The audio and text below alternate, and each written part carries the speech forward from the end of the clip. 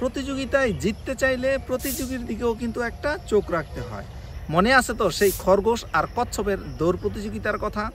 খরগোশ যখন ঘুমাচ্ছিল তখন কিন্তু কচ্ছপ তার যেই স্লো গতি ছিল সেই স্লো গতিতে আগাচ্ছিল।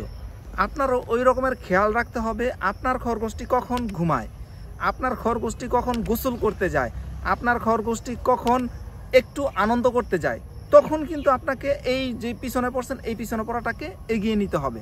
যারা ফ্রিল্যান্সিং করেন তাদের জন্য কিন্তু এই ঈদের সময়টা কিন্তু একটা সুবর্ণ সুযোগ। আমি আমার ফ্রিল্যান্সিং জার্নির প্রথম জবটা কিন্তু এই ঈদের সময় পাই। এই ঈদের সময়টাতে অন্যান্য ফ্রিল্যান্সাররা যখন ঈদের আনন্দ উপভোগ করে তখন কিন্তু মার্কেট প্লেসে ফ্রিল্যান্সারদের একটা কৃত্রিম সংকট তৈরি হয়। আপনি যদি কাজ জানেন আর এই ঈদের সময়টাকে যদি সঠিকভাবে ব্যবহার করতে পারেন তাহলে আমি আপনাকে গ্যারান্টি দিয়ে বলতে পারি যে কোনো একটা ক্লায়েন্টের সাথে হয়তো আপনি সেট হয়ে যেতে পারবেন শুধু এই ঈদের গ্যাপে।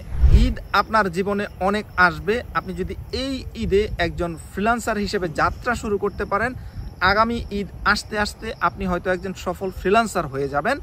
তখন আপনিও আপনার বন্ধুদের মতো বা আপনিও অন্যান্য ফ্রিল্যান্সারদের মতো কিন্তু চিল মুডে সময় কাটাতে পারবেন।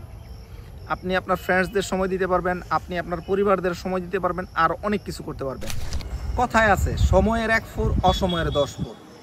এই ঈদের ছুটিতে আপনি যেই কাজটা সহজে করতে পারবেন, যেই অর্জনটা সহজে অ্যাচিভ করতে পারবেন, সেই অর্জনটার জন্য ঈদের পরবর্তী নর্মাল সময়ে আপনাকে এর 10 গুণ বা তার চেয়ে বেশি পরিশ্রম করতে হবে।